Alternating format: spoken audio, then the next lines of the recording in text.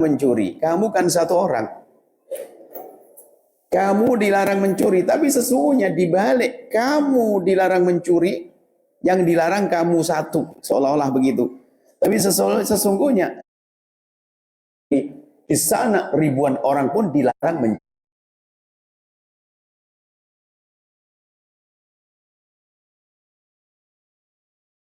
Kamu dilarang, tapi sesungguhnya orang di kiri kanan kita juga dilarang mencuri milik kita. Hidup kita tentram, hidup kita enak. Begitu kita boleh caci.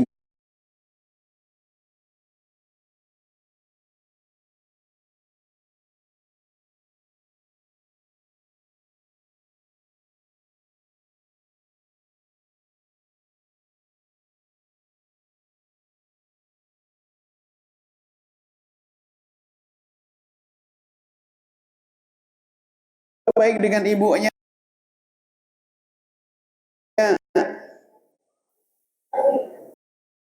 dengan istri tidak baik, dengan suami tidak baik.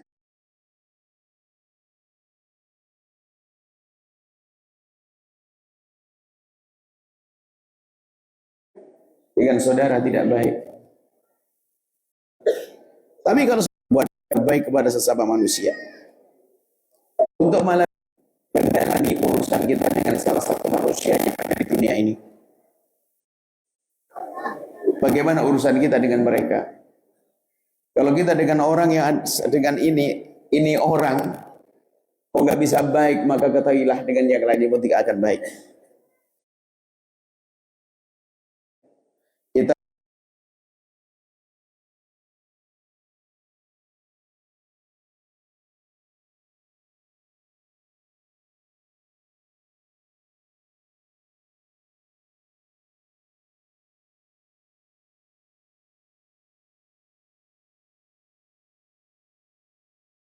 maka di sana ada pembahasan, wahai para ibu, para bapak, dan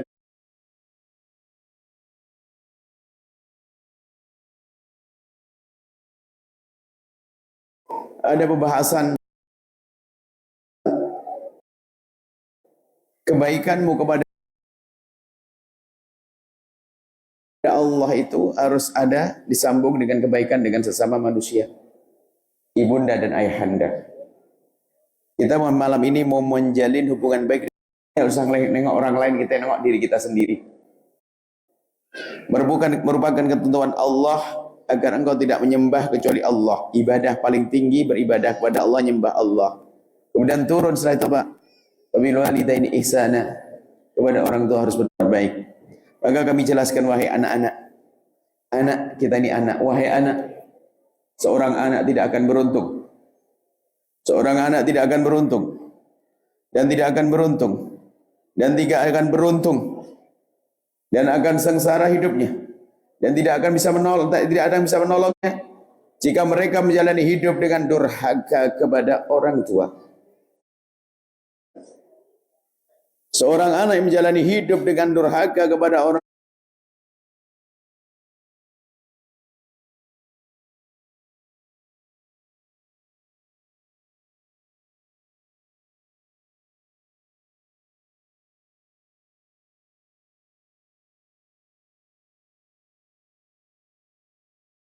urusan kita masing-masing, bagaimana urusan kita dengan orang tua kita, ayahanda. Jangan sampai naudzubillah hidup kita sengsara dunia, sengsara di akhirat. Enggak baik, tapi aku masih selamat, aku masih bisa sukses. Tidak, kau akan hancur dalam waktu dekat. Enggak, bertahun-tahun tetap saja sukses, bisnis saya sukses. Oh tunggu, Allah akan kirim anak yang lebih jahat dari kamu nanti. Oh anakku baik-baik, tenang saja nanti. Allah akan dikirim teman yang berkhianat kepadamu sampai kau sengsara.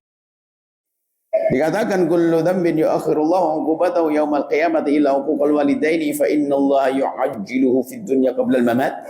Hukuman itu, kalau orang berdosa itu hukumannya di akhirat nanti.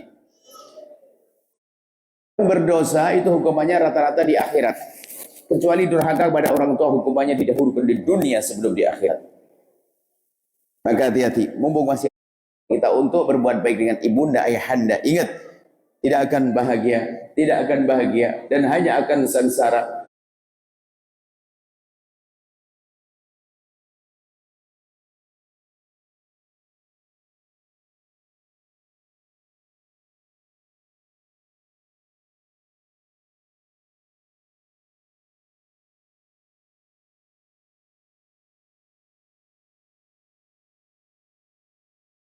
Baik-baiklah dengan orang tua. Ini urusannya langsung dengan Allah. Wa qadha rabbuka alla ta'budu tadi.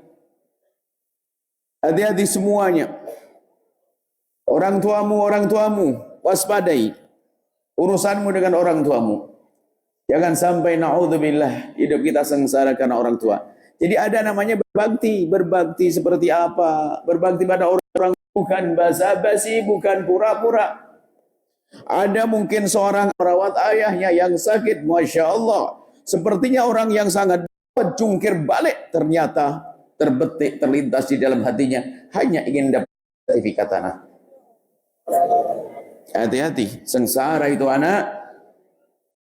Sengsara itu anak.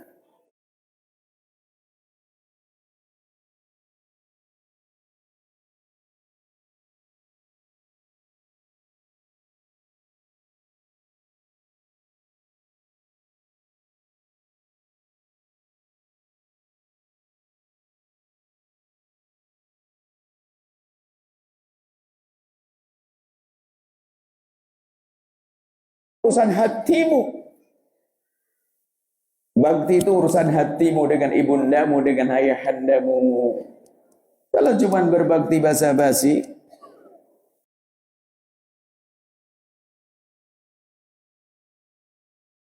tidak. Na'udzubillah, mungkin ada seorang anak yang punya orang. Kata, wahai anak, berbakti kepada orang tua tidak harus bisa engkau mencintai orang tuamu. Cuman bedanya kalau kita berbakti kepada orang tua yang kita tidak cinta, berat sekali, tapi tetap harus berbakti. Tapi kalau kita berbakti pada orang tua di saat kita cinta kan mudah. Kita enak, kita senang dengan orang tua. Dan ada seorang anak punya orang tua yang tidak baik. Mungkin memukuli, mungkin begini, ketahuilah apapun bentuknya, orang tuamu tetap orang tuamu. Dan seandainya dia tidak baik kepadamu, bahkan mungkin engkau katakan jahat dengan kejahatannya, maka ketahuilah tetap wajib berbakti. Cuman bakti itu disesuaikan. Mungkin kalau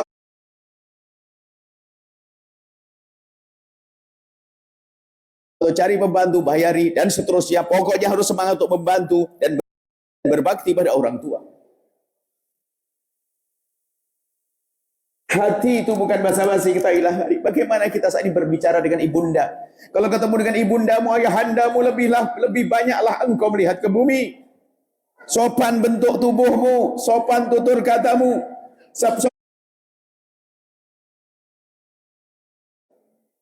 Dengan ibundamu, ayahandamu.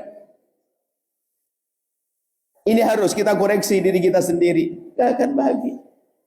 Makanya didik anak-anak kita itu untuk bisa berbakti. Kenalkan ke tempat yang baik, tempat yang mulia.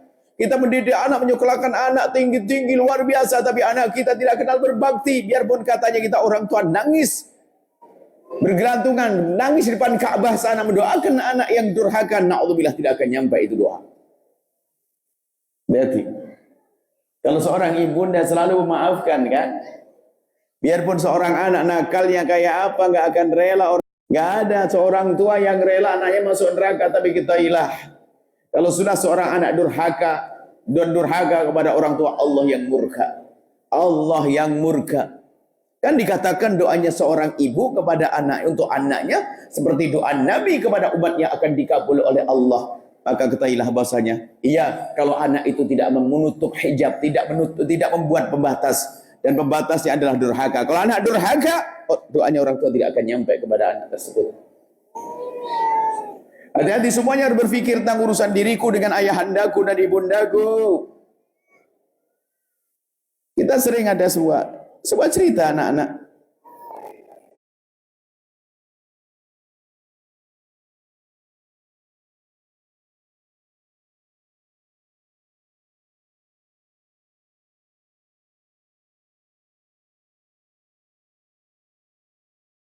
zaman dulu ada seorang anak kecil SMP.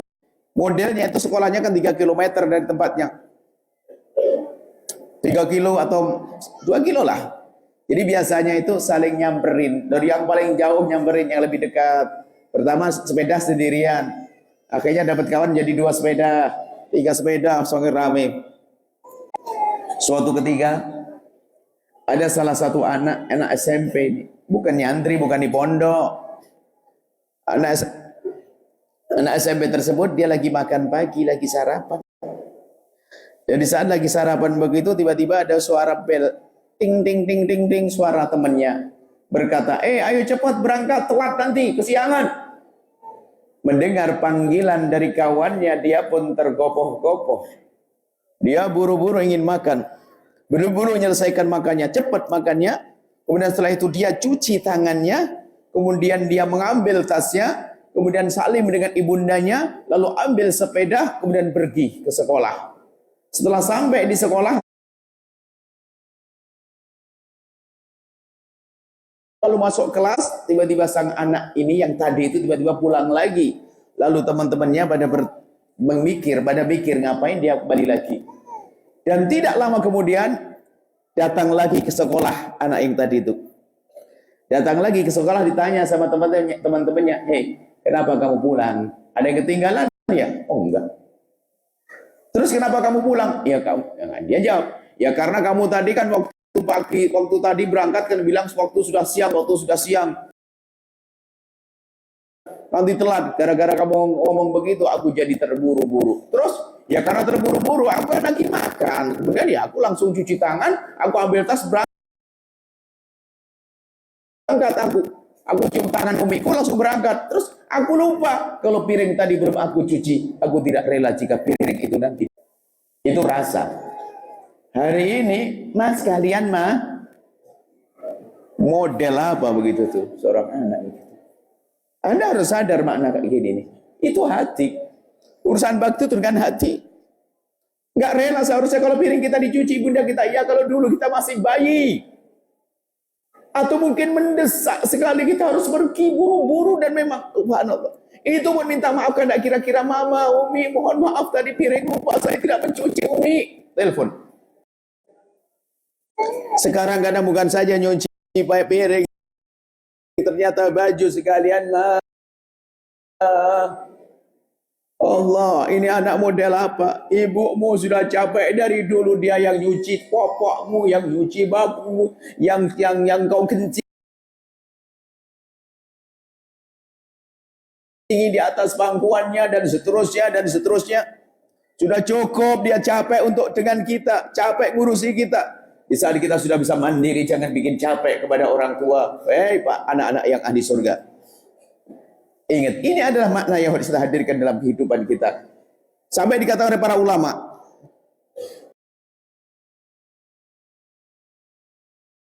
susahnya kehidupanmu hari ini adalah karena urusanmu dengan orang tuamu.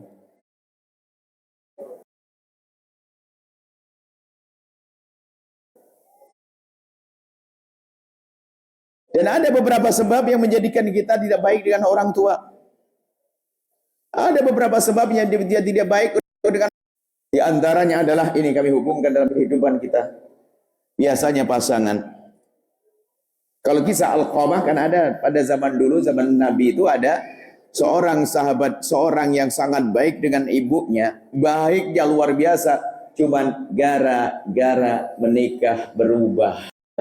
Sehingga kita sering mengamati bahasanya banyak gara-gara pernikahan rumah tangga, gara-gara pernikahan berubah urusannya dengan orang tua. Hati-hati.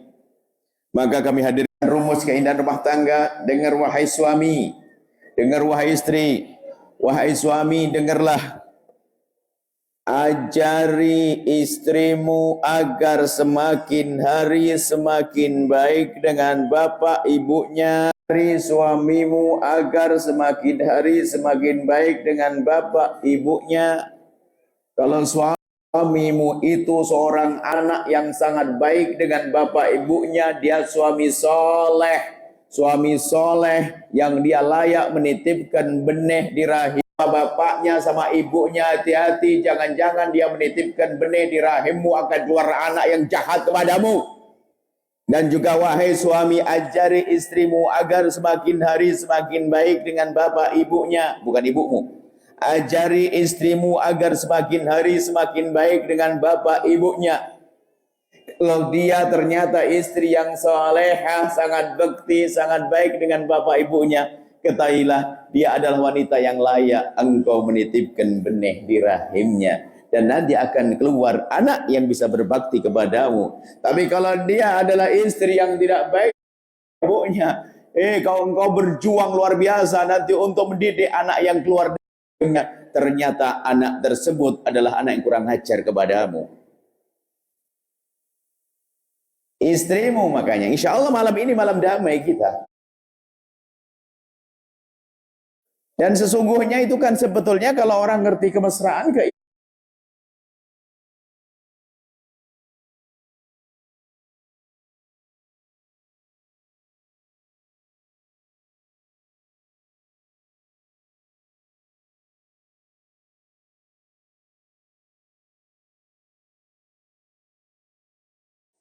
coba saja, coba.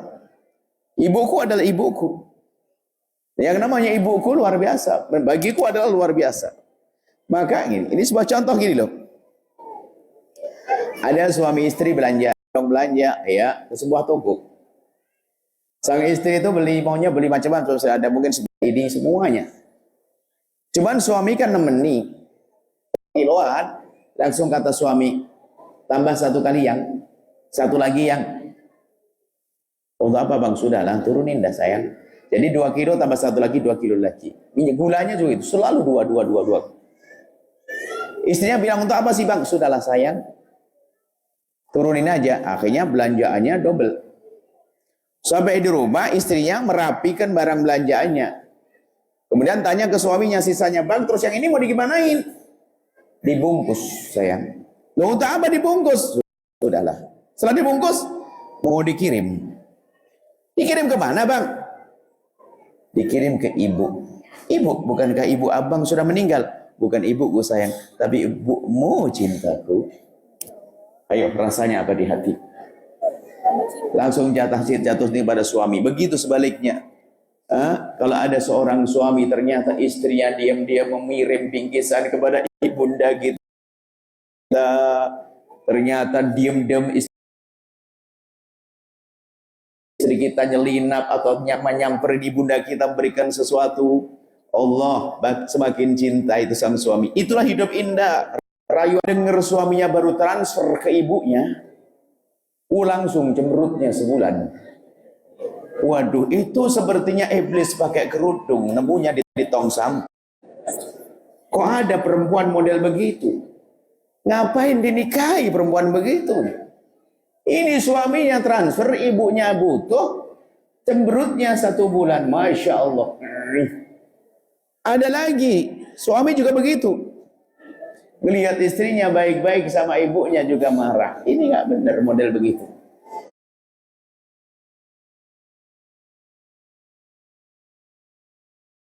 Kita juga pernah, waktu kita ada orang datang kepada kami, tolong jangan Anda menjadi mereka ini.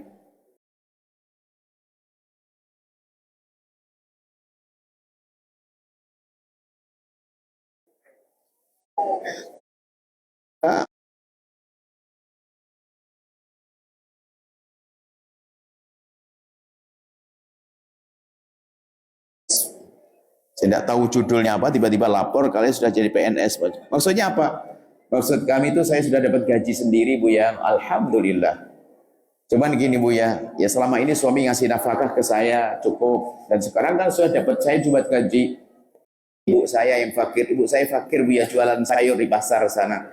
Gimana hukumnya Bu ya kalau saya itu memberikan sebagian gaji saya kepada ibu saya tanpa sepengetahuan siapa Bu? Uang saya dong Bu yang gaji-gaji saya. Kami sampaikan, Ibu, selagi uangmu Ibu kasihkan tetangga, kasihkan siapa saja boleh, karena uangmu sendiri. Yang haram adalah Anda bagi-bagi uangnya suami. Uangnya suami dibagi-bagi. Enggak, harus izin dong kalau uang suami. Apalagi jika engkau berikan kepada ibumu Bu, boleh dan sangat boleh. Lalu dia berkata, alhamdulillah, jadi saya enggak dosa. Enggak dong. Wong duitmu sendiri kok. Alhamdulillah. Setelah beliau ngomong begitu kami tanya, Bu, boleh tanya saya? Apa Buya? Memangnya kenapa kalau suamimu tahu? Kok nggak dikasih tahu kenapa? Memangnya kenapa kalau suamimu tahu kamu membantu ibumu? Apa kata sang istri tersebut, Buya? Suami saya pernah tahu saya ngirim uang kepada ibu, marahnya nggak kira-kira. Oh, dalam hati saya cuma tidak saya omongkan.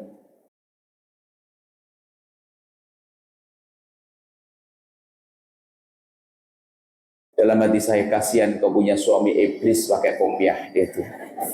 Iblis pakai kopiah. Masa istrinya berbuat baik dengan ibunya dilarang? Ini kan aneh banget. Jadi ini kenyataan. Saya melihat ini nyata betul, Masya Allah. Hidup tidak boleh begitu. Jangan. Bahkan sebagai seorang suami yang hebat mungkin berkata begini, sayang, kita, tapi lihat ibumu harus kau dulukan. Kalau kopi hanya segelas biar ibu yang minum, kita nggak minum nggak apa-apa sayang ya. Oh, dahulukan ibunda. Ibunda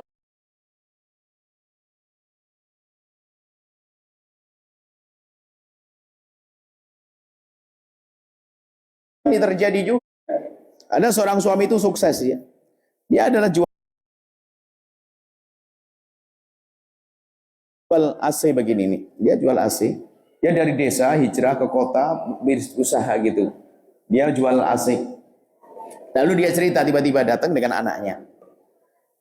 Buya, boleh tanya ini? Oh ya silakan. Buya kan selalu ngajari kompak, hidup harus kompak, kompak didik anak, kompak ini. Oh ya, biasakan dengan kekompakan biar indah hidup rumah tangga.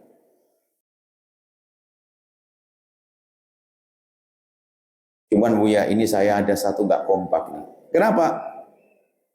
Ayah saya sudah meninggal Buya. Dan di antara adalah saya. Dan saya masih punya adik juga kelas 6 SD. Otomatis karena saya termasuk yang paling sukses, saya ya ikut biayai. Saya biayai adik saya dan ibu saya. Cuman ini saya nggak kompak dengan istri saya. Maksudmu gimana? Saya itu kalau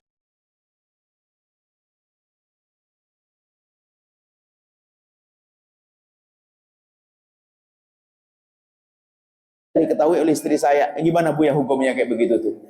Saya kalau bantu adik saya dan bantu ibu saya tanpa sepengetahuan istri saya. Lalu kami bertanya, sebentar Pak, istrimu kau kasih nafkah? Oh ya sudah, ada mobil, ada mobil, semua lengkap. Selagi istrimu sudah kau beri nafkah, uangmu boleh kau berikan ke siapa saja. Termasuk kepada ibumu sendiri, kepada adikmu sendiri. Bahkan itu sebuah kebaikan yang besar. Jadi nggak apa-apa Bu ya? Ya nggak apa-apa. Tapi kan nggak kompak. Ya istrimu nggak mau diajak kompak.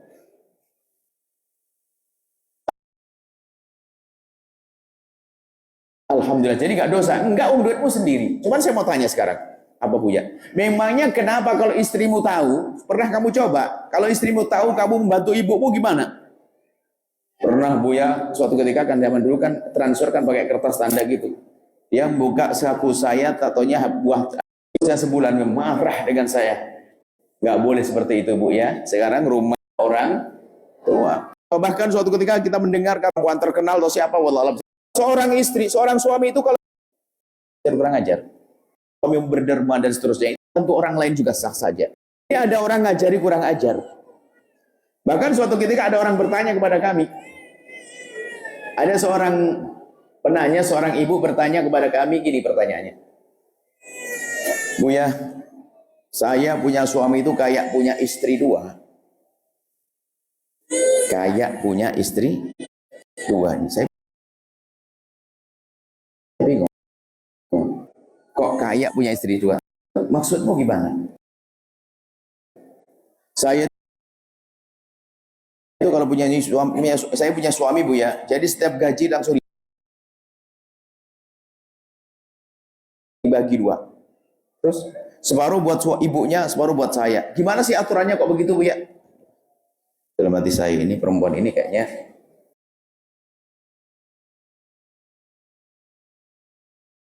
Mukanya muka iblis dia itu. Ini model begini ini nggak dibenarkan. Kenapa ribut urusan? Yang penting kau dicukupi kan selesai. Laki-laki tidak semua harta laki-laki harus diberi kepada istri. Laki-laki mungkin pengen bangun masjid, pengen pesantren, pengen bantu ponakannya dan sebagainya. Bahkan mungkin membantu yang tidak diketahui istrinya. Atau sebaliknya. Yang nggak boleh adalah seorang istri ngambil uang suami tanpa izin. Yang nggak boleh adalah seorang suami bersedekah banyak istri nggak dikasih nafkah. Dan seperti itu. Jadi ada model-model semacam itu.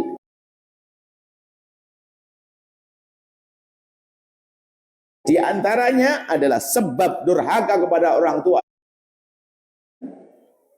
Bahkan bukan saja durhaka kepada orang tua, musuhan dengan saudara, kadang-kadang pasangan. Ini kalau kita bahas bab waris nanti. Biasanya itu kadang-kadang saudara sudah akrab. Sudah asik, pembagian waris enak. Pulang ke rumah, telepon lagi. Mohon maaf, kan dari suaminya. Kalau anak kecil, seorang ibu bawa bayi juga nggak apa-apa, karena bayinya rohnya juga mendengar akan menjadi berkah. Cuma di saat bayinya nangis, maka segera berdiri ke tempat yang luas, mungkin panas, biar tidak ganggu yang di kiri kanannya. Kasihan nanti, kasihan bayinya semakin panas semakin jerit, ditutup mulutnya tambah nangis ya. Yang bawa bayi nanti segera berdiri, karena seorang anak itu nggak bisa. Dia merasa suara sangat panas, dia tambah nangis. Paling enak Anda keluar jalan-jalan nanti sambil mendengar. Ya, kalau anak kecil diginiin tambah nangis karena suasananya. Jadi yang bawa anak kecil saya sangat senang, tidak usah takut. Tapi kalau tiba-tiba sang anak itu tiba-tiba nangis, bayi, maka ibu langsung berdiri, tidak ganggu yang di kiri kanannya. Ya, yang di kiri kanan kan mau dengar suara kami nggak jadi kedengar. Ya, begitu baru. Nah, itu langsung pahalanya utuh, tidak akan berkurang. Semuanya yang punya anak nangis langsung aja ambil lapangan sana Allah luasa, biar nyaman nanti. Sebab yang di kiri kanannya nggak enak ngomong kan? Karena beliaunya adalah sangat semangat untuk belajar dan Allah Maha tahu. Tolong jangan dilarang anak-anak datang ke majelis. Ini cara saya ini. Tiba-tiba saya ada air minum kan di situ. Anak kecil datang langsung ambil air minum saya. Ya, biarin apa-apa. Minuman join antara dengan dia. Yang penting jangan sampai teriak-teriak. Cuman area mainnya saja dipindah. Jadi tolong, yuk kita lanjutkan masalah orang tua. Jadi berbakti pada orang tua itu urusan hati, halus sekali. Urusan hati kita, tolong koreksi diri kita. Jangan koreksi hati ibuku, saudaraku, Pak Gaya. Bukan urusan saudaramu. Sejauh mana pengabdianmu kepada ibunda, lagi di saat kita diuji dengan ketidakcintaan. Jangan dituruti hawa nafsu. Ibuku nggak peduli pada saya nggak mau peduli dengan beliaunya. Ibuku nggak perhatikan saya, ibuku bang saya. Bukan urusanmu itu, awas. Hati-hati. Seperti apapun, sejahat apapun orang tuamu, kamu punya kewajiban berbakti. Cuman bakti itu ada caranya. Yang penting kamu tidak boleh memutus kebaikan dengan orang tua. Terus berbakti. Ingat ibunda kita, ayahanda kita. Kita tidak akan mampu membalas kebaikan mereka. Suatu ketika Umar, ada satu anak muda itu menggendong ibundanya untuk umroh. Di tawaf digendong, atau dalam riwayat haji. Yang jelas sepanjang perjalanan amal ibadah haji itu digendong oleh sang anak. Sampai tawaf dilihat oleh Sayyidina Abdullah bin Umar. Sayyidina Abdullah bin Umar itu anaknya Sayyidina Umar bin Khattab. Dilihat muter-muter begitu tawaf sampai sa'i.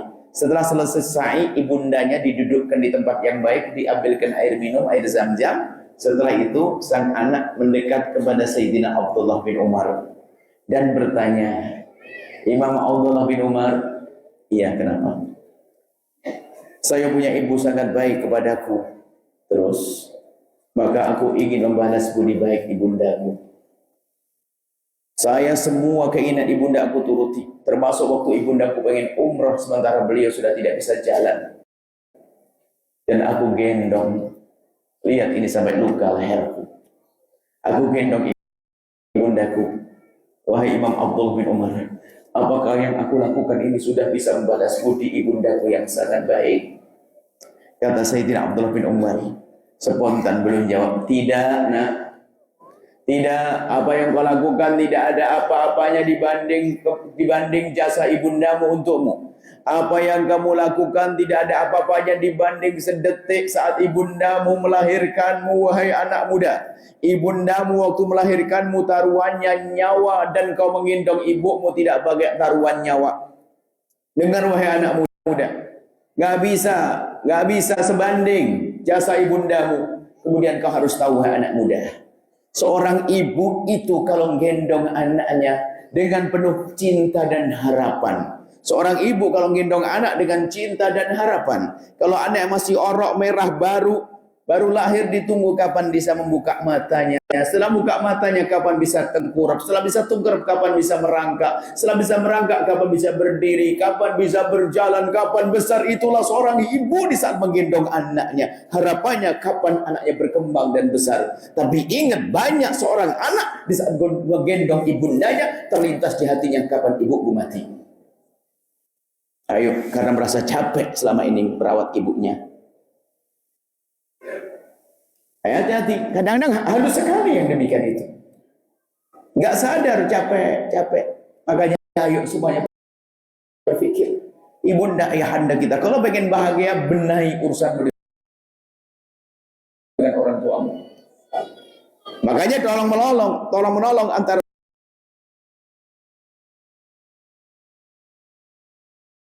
suami istri. Jangan sampai suamimu itu membantu ibunya tuh nggak enak. Lah kita pengen seorang istri kalau lihat suaminya ngirim duit ke ibunya. Abang baru kirim duit ya? Iya ya. Berapa? Kenapa abang nggak kasih tahu saya? Coba kasih tahu saya, tambah biar jadi 5 juta. Wah, ini baru istri bener tuh.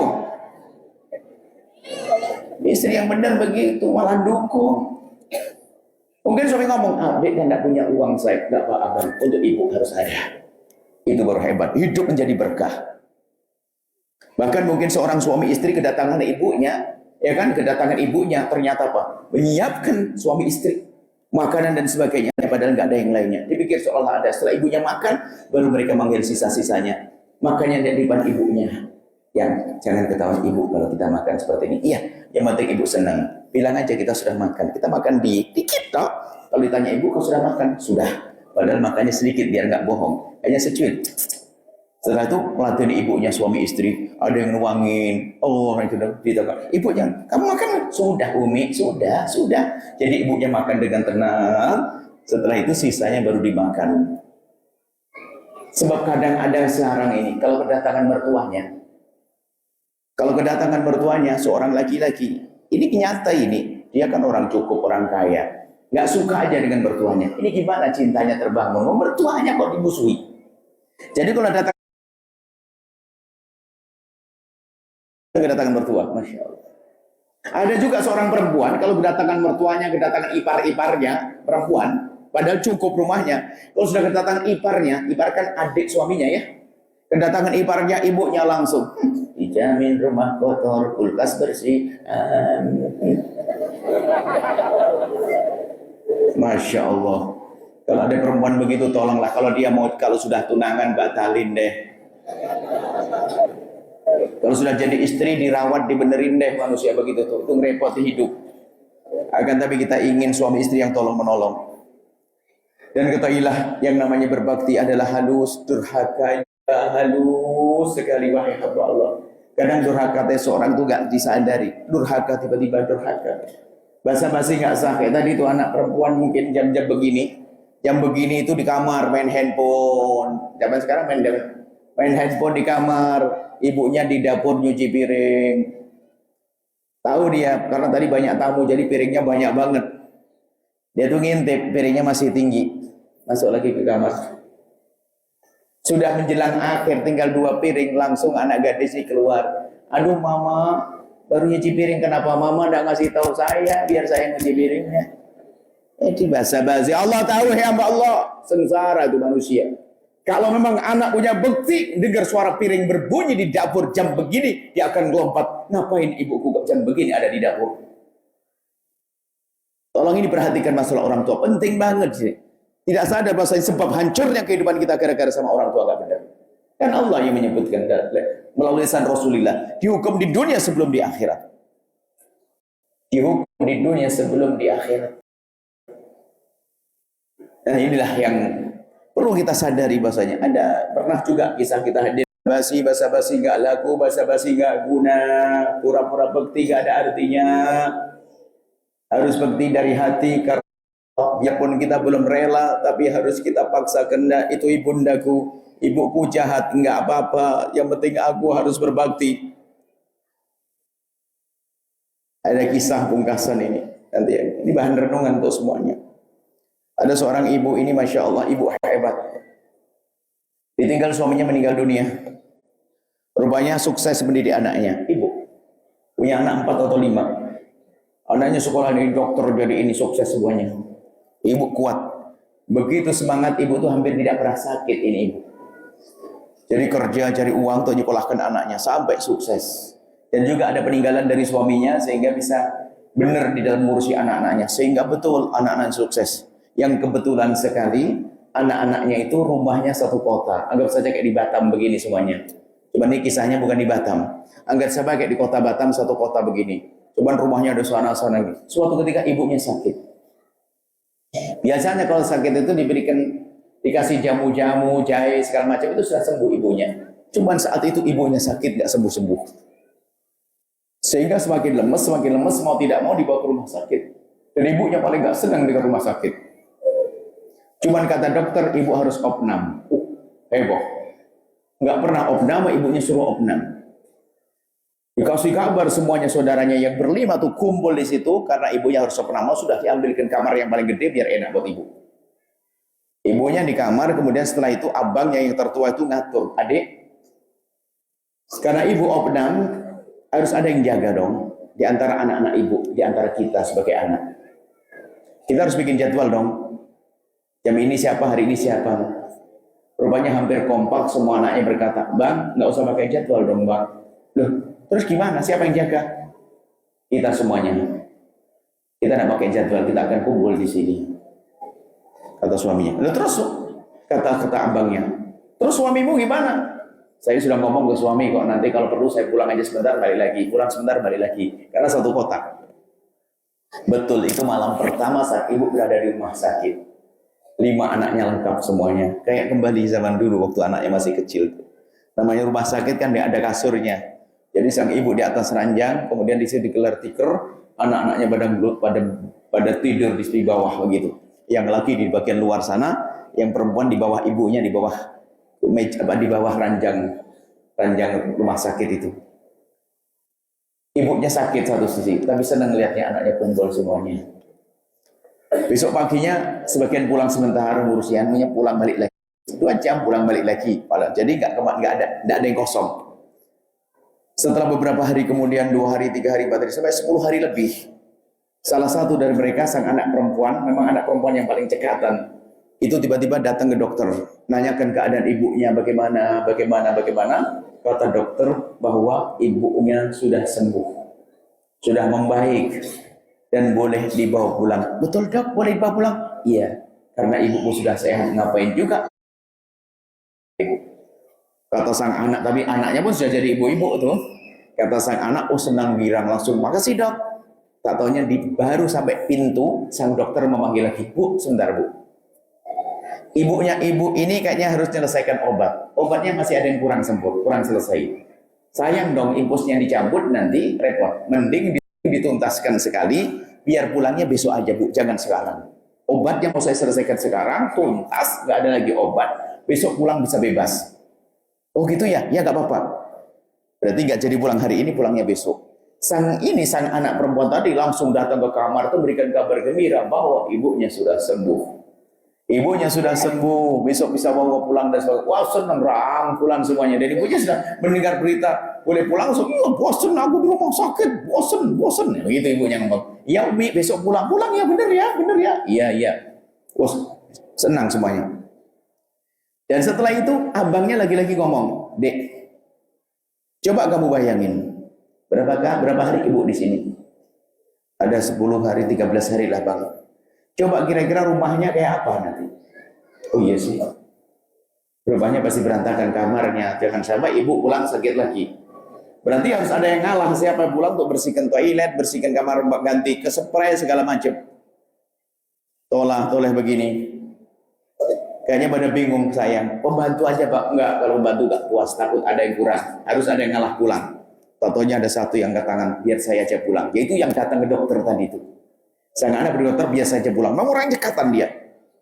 Akhirnya pulang ke rumah, duluan dia. Wah, mulai sampai di rumah, bersihkan, ganti spray, kolam kamar mandinya dibersihin, dicuci, segala macam. Begitu semangatnya dia mempersiapkan kedatangan ibundanya, sampai handphone dimatikan, biar gak diganggu, sampai ketiduran. Malam tidur, pagi-pagi sudah bangun, anak nasi segala macam, karena banyak orang datang nanti. Dia sudah menyiapkan bersih semua, siap semuanya. Sampai jam 8, jam 9 begitu, jam 9 menjelang jam 10, dia nunggu kok ada kabar dari saudara-saudaranya, kapan pulangnya, jadi pulang atau tidak, kan gitu. Akhirnya dicari handphonenya kok ada bunyi-bunyi. Rupanya setelah dipegang handphonenya dimatikan.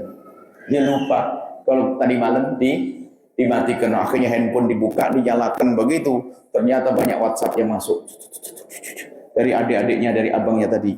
Belum sempat membaca WhatsApp, tiba-tiba ambulan sudah masuk. Ambulan masuk. Kaget dia, dibanting itu handphone. Ditaruh ambulan. Benar dia takut, kenapa kau pakai ambulan? Bukankah abang punya mobil? Semuanya punya mobil, kenapa pakai ambulan? Jangan-jangan ibu, wah tambah gelisah dia. Akhirnya betul ambulan berhenti, tiba-tiba keluar adiknya, keluar abangnya, keluar adiknya. Yang berempat itu keluar, kemudian ada orang satu lagi. Susternya, perawatnya. Setelah itu apa? Ibunya bisa berjalan berdiri lebih cantik dari sebelumnya. Sambil tersenyum, nah, kaget dia, abang, bikin kaget aja, kenapa harus pakai ambulan? Bikin deg-degan saja, kenapa harus pakai ambulan? Iya tadi sebetulnya mau pakai mobil abang, cuman katanya adik-adik, kalau pakai mobil abang mah sempit, nggak bisa ikut semuanya. Kita nyewa aja ambulan, katanya ambulan gede itu kita bisa duduk di situ beliau bareng-bareng. Rumahnya gitu dok. Nah, inilah model anak-anak yang baik semuanya. Cuman Allah Maha tahu yang di hati anak-anak ini. Allah Maha tahu yang di hati mereka. Allah Maha tahu sang anak perempuan kenapa pergi ke dokter tadi, nanyakan berapa sudah sehat atau belum. Allah Maha tahu apa yang diomongkan. Allah Maha tahu kenapa dia ngambil bilik pulang duluan. Allah Maha tahu kenapa dia matikan handphonenya. Allah Maha tahu di saat dia pergi ke dokter itu bukan sekedar tanya kabar ibunya. Dia juga bertanya kira-kira biayanya berapa. Setelah tahu berapa biayanya, kemudian dia pilih pulang, dia dimatikan handphonenya. Sebetulnya dia menghindar dari dimintai sumbangan, keluarkan ibunya dari rumah sakit. Ayo, halus itu durhaka halus. Makanya saya sampaikan kalau ibumu sakit, ayahmu sakit, jangan menjadi orang lari. Jadikan aku yang pertama, aku ngurusi ibuku. Biarpun anda tidak mampu, biar saya dahulu. Saya dahulu. Rebutan kalau perlu. Jangan ada yang lari sedikit pun. Hati-hati. Kalau anda lari-lari dari berkah. Kalau anda lari dari kenikmatan. Kalau anda lari dari kebahagiaan. Ibumu. Nah ini ada model. Dia tuh matikan handphone biar dia ditagih nanti. Dia milih pulang duluan, biar gak musyawarah berapa biayanya. Dia gak pura-pura gak tahu, dia padahal kan harus bayar di rumah sakit. Ada model begitu kan, durhaka halus tidak akan bahagia orang semacam itu. Makanya tolonglah ayo, tolong menolong ya dengan suami. Jangan sampai kita durhaka halus. Makanya jangan kalau dengan saudara rebutan, misalnya kita di kota, di tempat yang jauh, di rantau, ibu kita di kampung sakit, langsung tolak, dek, mohon maaf dek, jatah abang ya, ibu kan sakit, jatah abang lo ya, jatah apa bang? Jatah pembayaran rumah sakit biar abang ya dek ya, karena abang gak bisa pulang, tolong kalau izinkan jangan ada yang bayar, biar abang saja bayari. Oh rebutan, nggak ada abang, saya pengen. Oh rebutan bikin bayar, wah itu baru hebat anak-anak begitu. Ini Allah di surga semuanya. Dan sampai nanti na'udzubillah, oh panjang ceritanya sampai ke bawah. Kalau sudah hati jelek, busuk, berantem, rebut waris, segala macam, itu kan model ahli neraka yang berjalan di atas bumi. Baik, ayo pandang ibunda dengan penuh kasih. Jangan ngangkat suara. Jangan berani ngangkat suara. Yang biasa ngangkat suara tobat, Allah Maha tahu ya. Biarpun kamar ini kadang-kadang orang model berbaktinya di depan orang karena dia seorang direktur sebuah perusahaan. Atau dia seorang ini, oh kalau di depan orang tuh sama ibunya begini, sampai di rumah kasarnya setengah mati. Waduh. Sebab dia adalah mungkin sering hadir pengajian, makanya kalau kelihatan ibunya dengan ibunya di pengajian, kayaknya ibunya dibawa dibonceng sampai di rumah dibentak-bentak ibunya. Hati-hati, gak akan bahagia kalau hidupmu seperti itu. Cukup ya, insya Allah hari ini kita akan damai dengan ibunda kita, dengan ayahanda kita, ya. Semoga Allah memberikan kemudahan kepada kita untuk berbakti, dan semoga anak-anak kita menjadi anak yang berbakti kepada kita. Jangan sampai anak kita durhaka, tapi ingat kalau kita, seorang anak kalau kita durhaka pada orang tua, jangan-jangan nanti anak kita jadikan anak durhaka kepada kita. Birru aba'akum tabirrukum abna'ukum. Kalau engkau berbakti kepada ayah ibundamu, maka anak-anakmu pun akan berbakti kepadamu. Hai hamba Allah, tidak usah nengok-nengok orang lain ya, urusan dirimu sendiri. Urusi dirimu, jangan nengok, oh itu Buya itu adik saya, itu paman saya. Bukan urusan adik dan pamanmu, urusanmu dengan ibumu seperti apa, urusanmu dengan ayahmu seperti apa. Jangan ngurusi urusan orang, urusanmu, aku. Jangan sibuk ngurusi, oh itu jahat banget sama bapak ibunya. Jangan urusi dia, urusan dirimu. Ini saja insya Allah. Ini adalah salah satu daripada orang yang ada di dunia ini yang kita harus baik kepada beliaunya. Belum lagi nanti langsung turun ke pembantu. Lo pembantu lo ya, ini punya akhlak mulia. Kalau kita singgung saja belum. Dengan pembantu bagaimana manusia yang ahli surga? Pembantumu adalah pembantu, bukan sekedar pembantu. Bisa jadi dia adalah lebih dulu masuk surga dari kita. Kadang kita merendahkan pembantu kayak binatang. Hidup kita ini hidup dengan akhlak. Hidup kita hidup dengan kemuliaan. Pembantu iya sudah kau gaji, tapi tidak cukup gaji. Kau harus beri senyum dia, kau beri terima kasih. Apa sih salahnya kalau tiba-tiba Anda merintahkan bantu di belakang, buatin kopi. Setelah buatin kopi, apa sih salahnya kalau kita mengatakan terima kasih, mohon maaf. Apa sih salahnya berlemah lembut? Kenapa kok setengah setan? Ambil sana. Ada. Kita perlu berbuat akhlak mulia, itu penting. Kalau sudah bisa baik dan bantu di rumah kita dengan yang sudah gampang. Masih luas nanti kalau ini. Yang harus kita benahi urusan dengan serius. Urusan dengan orang serius, dengan ibunda, dengan ayahanda, dengan saudara, dengan suami istri. Dan insya Allah pertemuan yang akan datang kita bahas suami istri yang benar. Agar baik rumah tangga harus indah, rumah tangga berantem terus. Gak bisa dong, indah dong, bahagia suami istri. Insya Allah nanti pada waktunya. Sampai di sini saja. Ayo ibundamu, ayahandamu. Allahu a'lam bis-shawab. Baik, ya syukur kehadiran atas kajian dan nasihatnya sangat luar biasa. Mudah-mudahan Bapak Ibu hadirin hadirat insyaallah dari kajian ini sangat berbakti kepada kedua orang tua kita semuanya. Amin ya rabbal alamin. Baiklah para hadirin, para hadirat, para pemirsa Al-Bahjah TV, para pendengar radio dan waktu dimanapun Anda berada. Selanjutnya kita memasuki di segmen tanya jawab.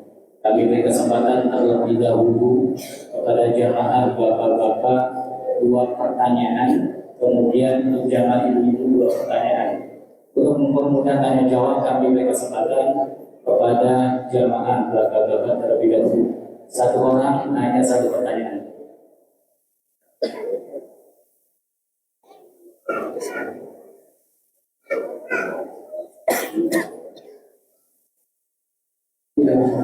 Assalamualaikum warahmatullahi wabarakatuh. Assalamualaikum.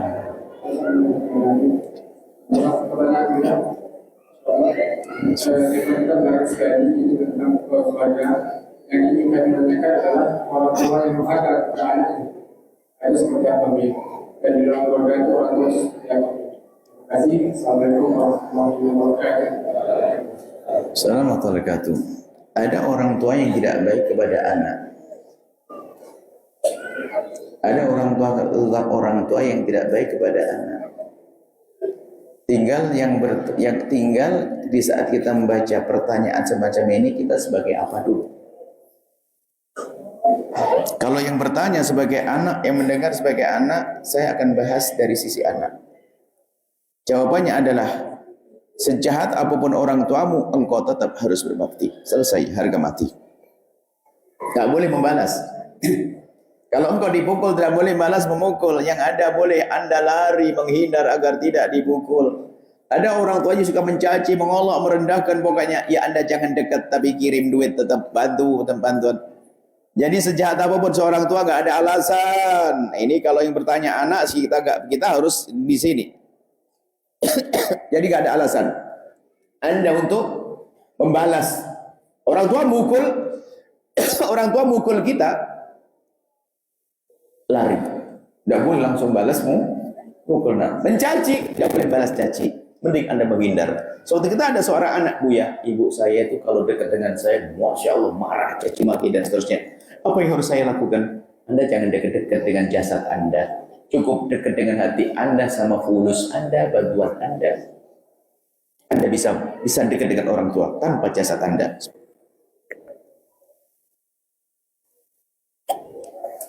Cuman Anda sebagai orang tua hati-hati.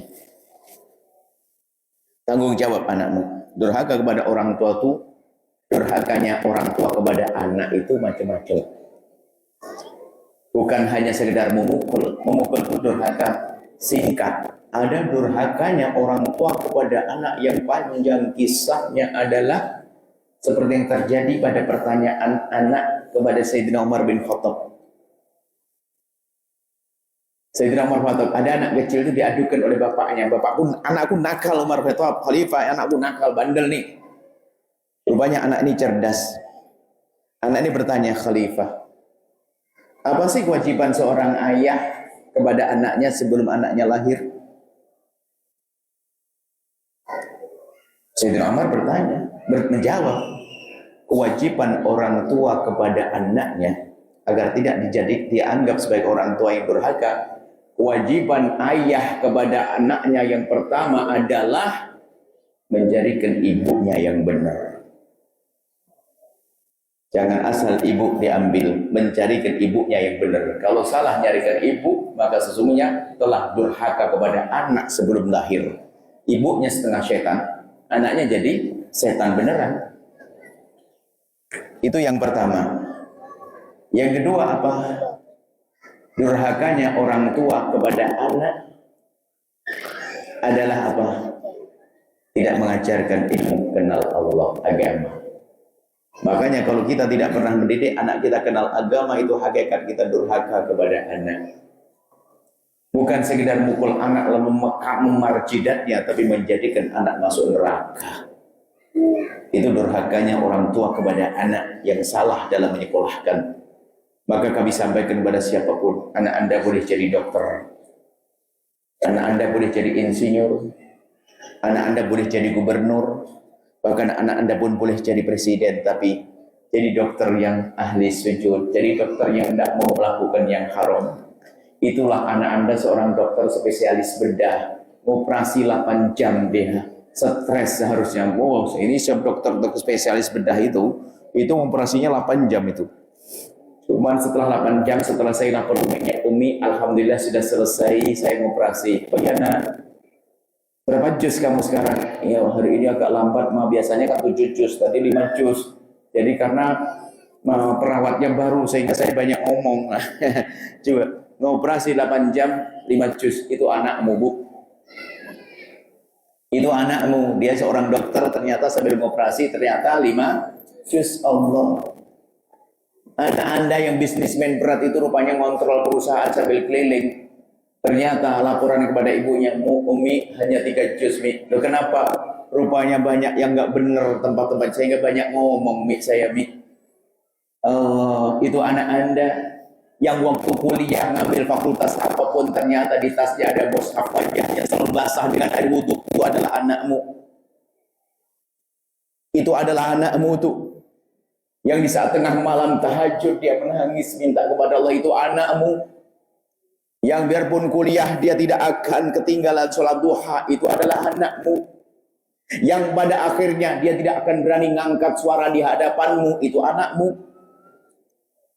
Yang pada akhirnya dia sangat perhatian kepada urusanmu, itu adalah anakmu. Maka pendidikan yang benar, jika anak tidak kita beri pendidikan yang benar, di dunia dia akan menyiksa anak orang tua. Dia di dunia sudah kurang ajar dengan bapaknya, lihat. Bahkan lihat, bisa saja bapaknya sudah lemah, dibentak-bentak, ujung-ujung ditaruh di panti jompo. Atau dibuatkan meja sendiri, makanya di pinggir sana biar nggak ngotorin. Itu adalah di dunia sudah disiksa oleh seorang anak yang kurang ajar, anak tidak berbakti. Belum sampai di sini. Ternyata sampai nanti di akhirat karena anaknya durhaka, anaknya masuk neraka. Di saat anak masuk neraka, ternyata anak nuntut kepada malaikat. Malaikat, saya jahat kepada ibu saya karena bapak ibu saya sebabnya. Kenapa? Bapak ibu saya tidak mengenalkan saya dengan ustadz, tidak kenal agama. Tolong bapak saya masukkan ke neraka juga. Padahal bapak ibunya jago umrah, jago haji, masuk neraka bersama sang anak. Hati-hati. Makanya di mana anakmu sekarang? Hei hamba Allah. Jangan hanya mengejar urusan dunia. Ya, dunia harus, anda di dunia. Harus jadi presiden sekalipun boleh. Tapi presiden yang takut kepada Allah. Kalau memang jadi presiden jahat untuk apa misalnya? Jadi gubernur jahat itu apa? Ayo. Itulah durhaka. Durhakanya orang tua kepada anak adalah salah memberikan pendidikan. Memang anak anda tidak harus jadi ustadz. Oh bukan. Kami tidak mengatakan jadi ustadz. Akan tapi paling tidak, itu loh anakmu yang di saat anak laki-lakimu yang ganteng itu. Di saat ada wanita yang mohon maaf kurang rapi bajunya, yang tidak memandangnya. Dia selalu menatap ke bumi. Kalau berbicara sopan, santun, itulah anak-anak anda. Hei para orang tua, jangan durhaka kepada anakmu.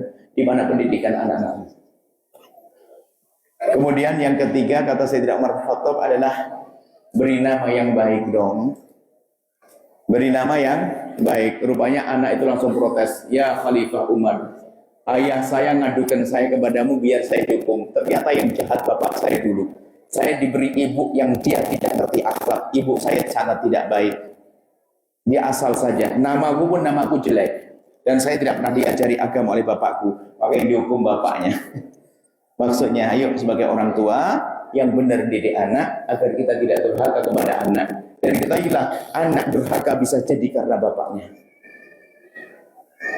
Baik, ini saja insya Allah. Semoga kita bisa menjadi anak yang berbakti pada orang tua kita. Dan kita dengan anak-anak kita yang baik bisa menghantarkan anak kita kepada kesuksesan ya. Dan tolong anak-anakku semuanya, anak-anakku yang adik-adik kecil ini, semuanya anak-anakku, tolong kenalilah Allah dan Rasulnya. Biar kita semakin menikmati saat harus berbakti kepada orang tua. Kalau engkau tidak kenal Allah, berbakti itu susah. Berbakti pada orang tua itu susah. Kadang sering marah dengan orang tua. Orang tua tanya sekali saja langsung marah. Padahal kita waktu bertanya dulu masih kecil berkali-kali.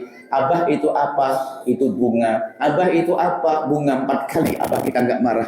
Cuman kadang hari ini abah kita yang sudah mulai pikun tanya 2 kali saja. Tanya lagi.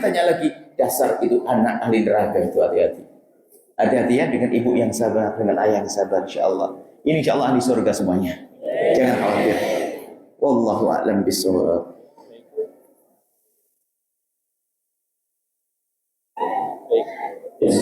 Baik, terima kasih atas jawabannya. Kemudian untuk selanjutnya kami beri kesempatan satu jamaah ibu-ibu.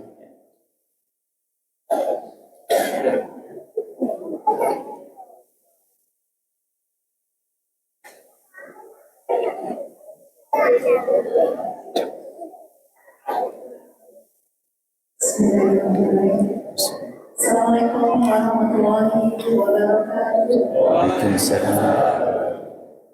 Allahumma shalli ala sayyidina Muhammad wa ala Sallallahu sayyidina Muhammad. Muhammad. Ya, yang saya hormati dan saya muliakan, senang sekali bisa berjumpa dengan Tulis tentang hidup cinta ini. Mudah-mudahan bias keluarga senantiasa dalam keadaan sehat walafiat, selalu dengan Allah Subhanahu wa Ta'ala, dan selalu dengan takwanya Tuhan, baik di dalam negeri sampai di luar negeri. Amin amin ya rabbal alamin. Buya, izin bertanya berhubungan dengan tema yang Buya sampaikan tadi. Orang baik adalah orang yang baik kepada Allah Subhanahu wa Ta'ala dari melaksanakan segala perintahnya dan menjauhi segala larangannya dan juga baik pada orang lain. Di sini saya izin bertanya, bagaimana Buya sikap kita jika kita melakukan sesuatu niat baik tapi penilaian orang selalu jelek ya? Bagaimana sikap kita agar kita selalu istiqomah dan semangat dalam melakukan kebaikan meskipun penilaian orang jelek ya? Terima kasih. Jazakallahu khairan. Terima kasih. Assalamualaikum warahmatullahi wabarakatuh. Waalaikumsalam. Ada satu sifat jelek pada seorang hamba, ada sifat sombong dan sifat ujub. Ujub itu membanggakan dirinya, merasa dirinya baik terus. Itu jelek. kelihatannya baik. Makanya kalau Anda berbuat baik itu karena Allah, itu no-problem. Di saat Anda berbuat baik kemudian ada orang menjelekkan Anda, lalu Anda pusing, berarti Anda belum berbuat karena Allah. Kurang khusyuk kayaknya. Kalau kita berbuat baik, misalnya kita melakukan kebaikan, kemudian orang ngomong, sok tuh, pura-pura tuh, urusan dia. Urusan kita kan pribadi dengan Allah. Kalau Anda merasa terganggu, berarti Anda belum tulus karena Allah. Yang penting aku berbuat karena Allah. Ini yang harus kita pahami. Kemudian yang kedua, kalau ada orang mengkritik kita, itu jangan sok kita menjadi orang yang paling benar. Dia menganggap tidak baik, jangan-jangan memang benar kita tidak baik. Hanya karena kebodohan kita saja dianggap sebuah kebaikan. Tak tahu itu nggak baik. Makanya kalau ada orang kritik itu, jangan sok kayak malaikat. Wah, orang nggak tahu saya berbuat. Nggak, bisa jadi kamu salah loh ya. Cuman karena ilmu dangkal sehingga kesalahan dianggap sebuah kebenaran. Makanya alasannya nggak ada alasan marah, nggak, koreksi. Biarpun seorang ustadz, misalnya kenapa kalau dibilang sok banget itu, wah gayanya sok banget, ngasih ceramah sok. Dia tidak mungkin ngomong begitu kecuali karena ada mukadimah. Mungkin perilaku kita memang gayanya sok, petentang begitu. Jadi orang nilai itu pasti ada sebab dari kita. Coba kita ngomong baik-baik, tahu sok. Misalnya kita lagi ngomong baik begini, lalu ada orang nyibir, Pak Antu, berarti mungkin dia pernah dengar saya ngomong dan saya melanggar, kan gitu ya, bisa jadi kan? Jadi ya, kalau ada orang kritik kita, itu sebetulnya kata Imam Ghazali hadiah. Kamu tidak usah nyari kekuranganmu, sudah dikasih tahu sama orang. Jadi jangan mikir, saya sudah berbuat baik, kok orang nggak baik. Berarti kebaikan mungkin belum benar-benar kamu. Tinggal tingkatkan saja. Makanya kami sampaikan, kalau Anda masih bingung berbuat baik, ngurusi orang, berarti Anda belum benar berbuat baik. Masih mikir, saya baik-baik, sudah baik, masih dianggap tidak baik. Loh, Anda ini karena Allah atau karena manusia? Kalau Anda berbuat karena manusia, ya begitu. Sudah baik, sudah baik, masih di. Nah, seperti itu ya. Jadi, kalau ada orang, kita sudah berbuat baik, orang menganggap tidak baik, pertama adalah kuatkan hatimu, bahwasanya kau berbuat karena Allah, jangan pikirin itu. Satu. Kemudian kalau Anda harus pikirin, koreksi. Jangan-jangan benar dia. Jangan-jangan benar. Suatu ketika ada orang menasihati seorang ustaz, Anda ini sok banget. Gayamu begitu kayak orang tawadhu, padahal kamu sombong. Padahal menurut penilaian kita memang orang itu adalah tawadhu. Ada ustaz menilai dia sombong. Kita yang lihat kan marah juga, ya kan? Selama ini kita mengenal ustaz itu kalau jalannya juga tawadhu, sopan santun kepada orang. Ternyata ada orang ngejek dia, sombong, kalau sok banget gayamu tawadhu, tapi kalau sombong. Kita marah dengar orang marahin dia. Cuma dia setelah mendengar omongan itu, apa katanya? Apa kata orang itu? Bisa jadi benar. Mungkin saya waktu begini memang pengen dianggap orang hebat saya gaya saya tawadhu begini. Mungkin tawadhu saya itu biar dianggap orang sebagai orang yang paling tawadhu. Malah dia ngomong, betul dia. Kelihatannya waktu saya jalan begini itu hanya pengen dilihat orang karena saya ustadz. Ustadz kan harus jalannya bagus. Jadi cobalah ngomong gitu. Kitanya yang marah. Rupanya dia sang ustadz malah merasa bahasanya, terima kasih orang itu telah ngomong saya sok, pura-pura, gayanya jalannya ngerunduk, gayanya kalau duduk nggak mau di tengah, gayanya begitu. Memang betul saya kayak begitu tuh. Saya kayaknya belum karena Allah. Diam-diam terima kasih, dia telah mengingatkan saya. Gitu. Orang hebat tuh gampang, udah tahu saya, kuat dan sombong dan itu saya seperti itu ya. Tolong jangan Anda ingin berbuat baik karena Allah. Tidak perlu orang nyaci, orang ngolok, nggak penting itu semuanya. Kalau ada orang mencaci dan mengolok, jadikan itu bahan koreksi.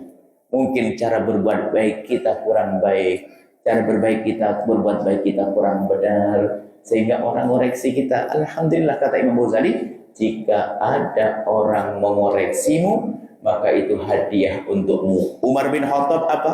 Mendoakan rahimallah imra'an ahdari uyubi. Sayyidina Umar kalau diolok sama orang, dijelekin sama orang langsung doa, ya Allah berikan kasih sayang kepada orang yang telah menyebut kekuranganku. Kan enak kalau disebut kekurangannya tinggal benahi saja, gitu loh. Jadi jangan gampang emosi, jangan jadi sok paling suci, paling hebat, paling bagus, dikritik orang, astagfirullahaladzim, la ilaha illallah, dia tidak tahu saya. Lu ngomong gitu aja sombong, gak sadar dia. Ngomong gitu sudah jelek banget dia. Memang dia malaikat atau bagaimana? Dikritik aja sudah kayak perang dunia. Astagfirullah, tidak tahu saya. Orang dakwah kok di, oh apaan tuh nih, wah ini wah haji gombal, ustadz gombal. Dia yang gombal, ente tuh. Biasa saja, ya. Hati tulus itu penting, keikhlasan. Wallahu a'lam bishawab. Baik, terima kasih. Dia izin bertanya lewat tulisan serta media sosial.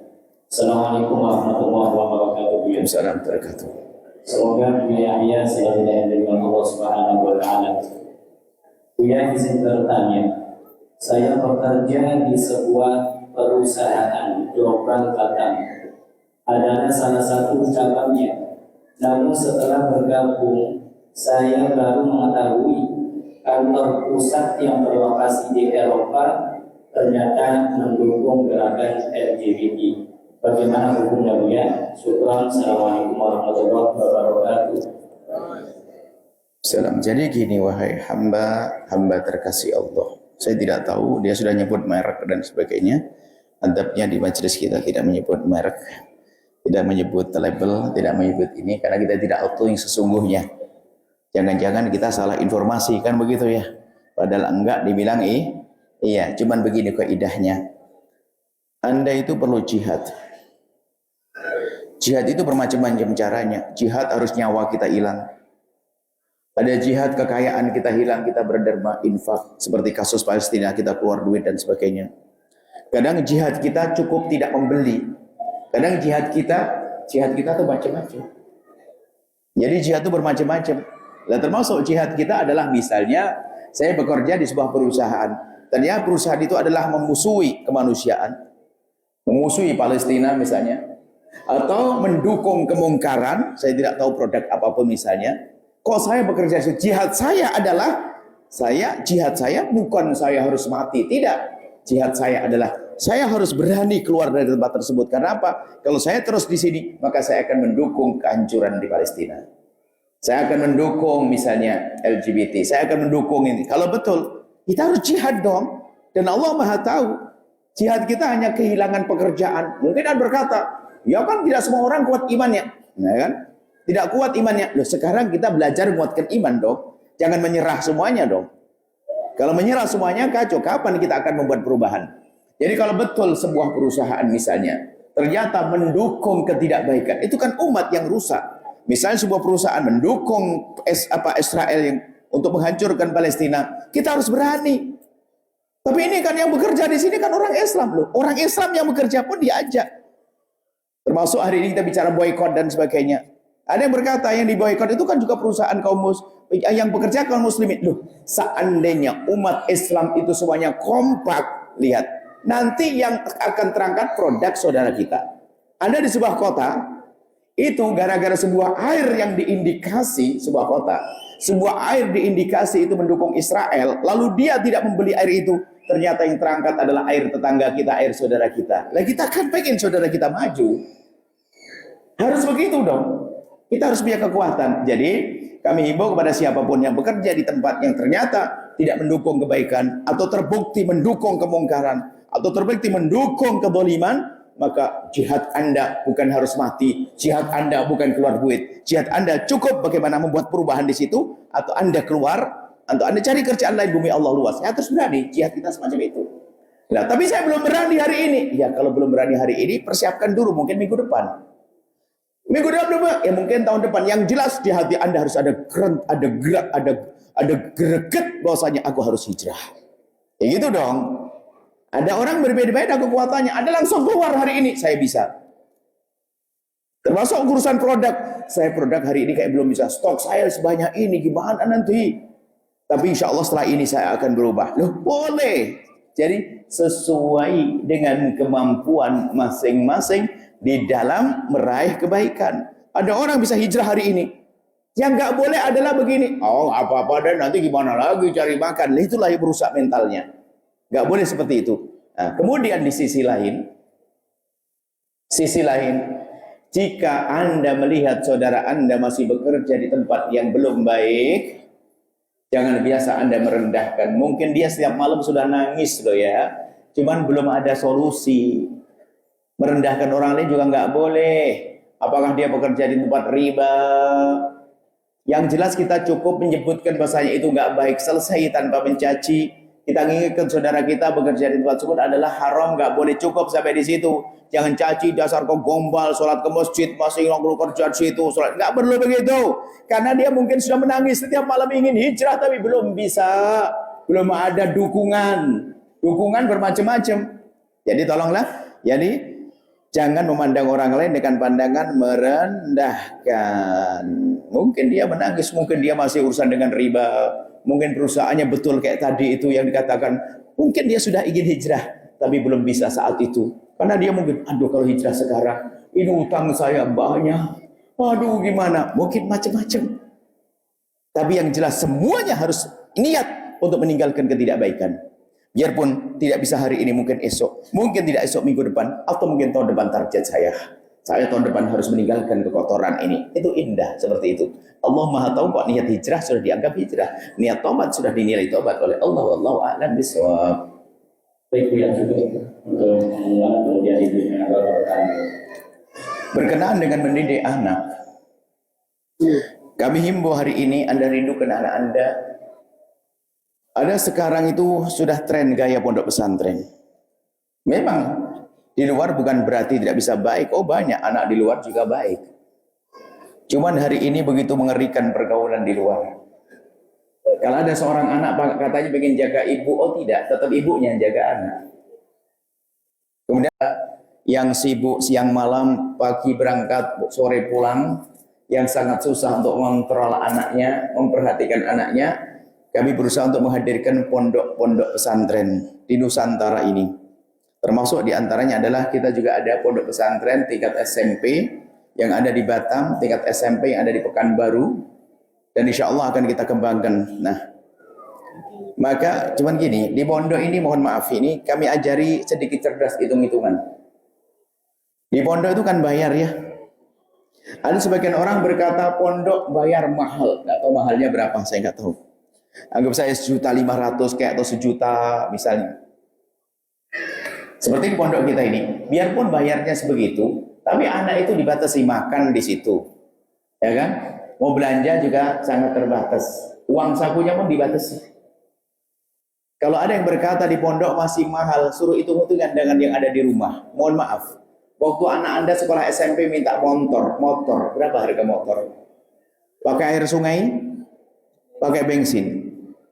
Itu kalau berangkat Anda kasih 5.000 berangkat atau tidak? Tidak berangkat, berapa ribu? Anda itu harus cerdas hitung-hitungan. Jangan bilang pondok mahal, pengen anak sengsara atau tidak. Itu nggak akan mahal di pondok itu aslinya. Cuman sebegitu bayar sekali. Tapi itu kadang-kadang ada bakso lewat, tek, beli bakso. Ada bakso 2.500. Nggak ada. Itu ibunya belanja, ikut belanja. Itu kalau anaknya baik, kalau nggak baik, ngambil duit sendiri. Ayo, berapa hitungannya? Belum lagi handphone gratis. Itu pisang. Bukan, itu bayar itu. Nggak pakai pulsa. Ayo, mau apa? Mau hitung-hitungan, coba. Mau hitung-hitungan, jauh lebih mahal di luar. Cuman karena nggak kerasa, diambil sedikit-sedikit itu. Giliran masuk ke pondok 1.500.000. Padahal kalau Anda hitung di rumah, Anda lebih banyak dari itu. Belum lagi akhiratnya akan kebuang. Ayo. Lah kok masih ngomong pondok mahal itu bagaimana ini? Tolong yang sedikit cerdas hitung-hitungan. Ayo, yang ngerti hitung-hitungan duit. Itu kadang-kadang suruh belanja nggak dikembalikan, iya kan? Nggak kembali. 7.000, 6.000, 16.000, duitnya 100.000, belanja 75, nggak balik. Masuk kalian mau buat saya mah 25.000. Itu sehari, kalikan ya. Mohon maaf ya, tolonglah cerdas orang tua. Kemudian kalau sudah masukkan anak ke pondok, tolong ingat wahai hamba Allah. Kalau seandainya Anda belum bisa menghantarkan putra-putri Anda ke pondok, ambil pertolongan Allah.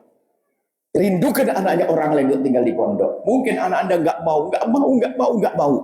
Tapi tolong rindukan anaknya orang lain. Maka Allah fi aunil abdi maka dan abdi fi auni akhi. Karena Anda cemburu pengen anaknya orang lain baik, biarpun anak Anda belum tinggal di pondok, maka insya Allah anak Anda akan dijaga. Yang jadi masalah justru gembosi. Sudah anak di pondok mau diracuni keluar, lihat anaknya akan hancur, ya hati. Jadi tolonglah, mungkin anak Anda susah, ya. Anak Anda, waduh, ya anak saya nggak mau ke pondok, setiap ngomong pondok langsung marah dan sebagainya, setiap ngomong pondok langsung marah. Ketahuilah, ambil langsung tutup poin, langsung kepada Allah. Anda urusi anaknya orang, kalau Anda biayai. Tetangga, kamu pengen mondok enggak? Kenapa? Anak saya nggak mau mondok, kamu aja mondok, saya biayai ya. Nggak ada, nggak gratis, nggak cuma-cuma. Ada hitungannya dari Allah. Karena Anda peduli dengan anaknya orang, Anda hantarkan ke pondok, maka yang dijaga adalah anak Anda. Allah berjanji dan janji Allah tidak pernah diingkari. Allah fi aunil abdi maka al abdu fi auni akhi. Allah akan menolong seorang hamba kalau dia menolong anaknya orang. Makanya kalau kami nyajak, makanya pondok kita, mohon maaf, pondok Al-Bahjah misalnya, tidak ada bantuan dari pemerintah. Kenapa? Kalau sudah ada bantuan dari pemerintah, nanti jarang, tidak banyak yang ikut. Harapan kami pondok itu adalah Anda semuanya ikut andil. Kenapa? Kalau Anda sudah ikut ngurusi pondok, insya Allah anak Anda juga diurusi oleh Allah. Pertolongan dari Allah itu yang dahsyat. Pertolongan dari Allah yang dahsyat, ya. Dari rusak anak lain. Jangan di pondok situ keluar raja dan sebagainya. Wah, ini serem banget tuh manusia. Dan sudah di pondok mau dikeluarin dari pondok. Lihat aja anaknya, lihat. Susah diatur. Paling merasakan sakit orang tuanya nanti. Karena apa? Anaknya durhaka. Jadi tolong Anda jangan merusak anak-anak yang sudah berada di tempat yang baik. Bahkan kalau perlu, kalau anak Anda nggak bisa, kan jangan hasut. Wah, anaknya dia baik di pondok, anak saya enggak. Wah, nggak bisa, biar rusak anaknya orang itu. Oh enggak, jangan. Kalau Anda melihat anak tetangga kok di pondok baik-baik, lalu anak Anda badung dan bandel, kemudian anak Anda dibenahi kok susah, maka langsung Anda tengok anak tetangga. Saya akan dukung anak tetangga saya biar menjadi baik. Sebab apa? Allah tidak diam, Allah tidak tidur. Sudah berjanji, kalau aku ngurusi anaknya orang, Allah akan jaga anakku. Inilah yang sering dilupakan oleh hamba Allah. Ya, ingat, mungkin ada yang anaknya wadung susah, jangan khawatir. Allah Maha Kasih, maka baik-baiklah dengan para santri, para penuntut ilmu. Nanti insya Allah anak-anak jadi dokter yang ahli sujud, jadi insinyur ahli sujud, jadi pebisnis yang ahli sujud, dan seterusnya. Seperti itu ya. Dan bersama ini juga, tentunya pondok juga banyak di sini, dan kami ajak Anda bergabung dengan kami untuk membangun pondok pesantren Al-Bahjah, yang insya Allah kita juga akan bangun di Tanjung Pinang. Tapi ada aturannya. Bagi siapapun yang sudah punya ikatan dengan ustadz-ustadz di daerahnya, ustadz-ustadz tolong jangan diputus dengan ustadz tersebut hanya gara-gara ingin bergabung dengan kami. Nggak boleh. Kita kan sama-sama berjuang. Jadi kalau Anda punya ikatan dengan ustadz, Anda harus semakin kuat dengan ustadz tersebut. Lalu berurusan dengan kami apa? Bonus tambah. Misalnya setiap bulan Anda membantu ke ustadz tersebut 500.000. Jangan Anda bagi 250 buat ustadzku, 250 diganti ke Al-Bahjah. Oh enggak, 500 tetap buat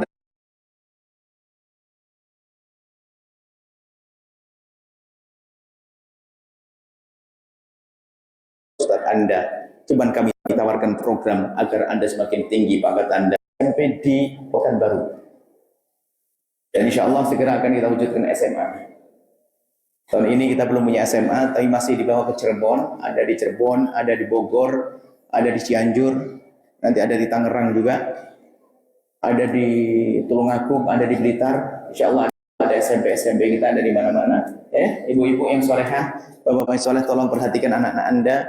Kemudian kalau sudah anak di pondok itu waktunya banyak untuk belajar dan beribadah, semua akan jadi pahala mengalir kepada orang tua. Kalau anak di rumah, Masya Allah, handphone, internet, jalan-jalan, tolak pinggang, minta orang capek karena kursus, ibunya nggak dikasih senyum, itu kan sudah biasa. Habis sekolah masuk kursus, jam 9 malam pulang, cenderung sama ibunya, suruh nyuci piring, buru-buru nyuci piring, ngerti bakti jauh dari bekti. Mohon maaf ya, apakah Anda pengen anak Anda cetak semacam itu? Anda harus sadar dong, Anda harus mikir dong, Anda harus cerdas dong. Kalau di pondok pesantren, waktunya banyak di sana. bukti banyak, cuman Anda jangan merendahkan yang di luar. Yang di luar juga bisa baik, cuman kami menghimbau di dalam pondok itu lingkungannya aman, perempuan dengan perempuan, laki-laki, belanjanya pun terbatas, makanannya sehat, tontonan nggak ada, adanya belajar, ngaji, buatkan pahala untuk orang tua, pahala untuk dirinya, insya Allah ini. Dan bersama ini kami umumkan juga dibuka penerimaan santri puan baru Pondok Formal SMPIQ Al-Bahjah Batam tahun ajaran 1445, 1446 atau 2024, 2025 Masehi. Alamat Jalan Kiai Haji Ahmad Dahlan, Tanjung Riau, Sekupang, Kota Batam. Sudah dibuka pendaftarannya ya. Langsung aja putra dan putri. Informasi 081 775 0406 admin Al-Bahjah Tanjung Riau. Di Pekanbaru juga telah dibuka penerimaan santri baru Pondok Formal SMPIQ Al-Bahjah Pekanbaru. Di Pekanbaru sudah ada, cuman Pekanbaru masih putra saja. Pekanbaru putra saja. Alamatnya Jalan Tengku Maltaram, Kelurahan Maltaram, Kecamatan Rumbai Barat, Pekanbaru. Di Pekanbaru. Sama sih. Pekanbaru naik kapal 6 jam ya. 6 jam tidur, bangun langsung nyampe.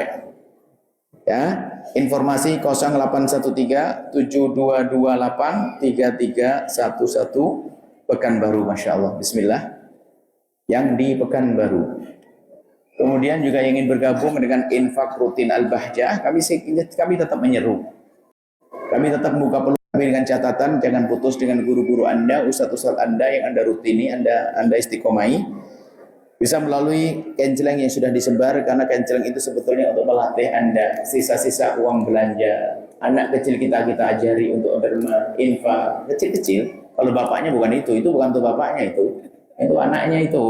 Bapaknya masukin di situ, nggak beda bapaknya.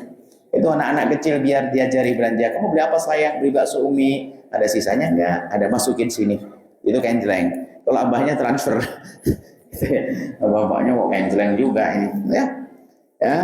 Baru transfer ke Bank Syariah Indonesia. Ini infak. Anda ingin berderma, diniatkan kalau ada infak niat untuk orang tua, semoga pahalanya ngalir ke orang tua, semoga menjadi sebab kebaikan anak-anakku, khususnya dibayangin yang bandel-bandel, ya Allah anakku bandel banget, bismillahirrahmanirrahim, langsung begitu, ya Allah Maha Kasih, langsung ke Bank Syariah Indonesia, nomor rekening 777-147-003 atas nama Al-Bahjah Radioku Batam. Informasi selengkapnya ke 0811 777 enggak, kami ulang 0811 777 1047 Radio Batam, Masya Allah. Kemudian juga kita kan ada stasiun radio, sepertinya semuanya harus sudah membiasakan di mobilnya dengan 104,7 FM, itu radio dakwah kita. Anda harus malulah kepada Allah kalau ternyata di mobil Anda suaranya bukan menjadi sebab Anda rindu kepada Allah dan Rasulnya ya. Kita pengen ibadah itu ya, kalau ibadah langsung di masjid lama-lama nggak kuat. Tahajudan juga nggak bisa banyak. Paling tidak kita di dalam mobil sudah ibadah. Gimana caranya? Anda sambungkan dengan radioku 104,7 FM. Jadi Anda sambil nyopir, Anda dengar kajian, dengar berita-berita kebaikan, maka sesungguhnya dengan seperti itu Anda sudah ibadah ya. 104,7. Dari tempat ini mobil itu langsung dicek sana gelombangnya apa. Kalau masih 147 berarti ya benar. Kalau enggak, ini Anda jangan-jangan nggak nyambung di sini. 104,7. Saya promosikan begitu. Kenapa? Di situ ada dakwah.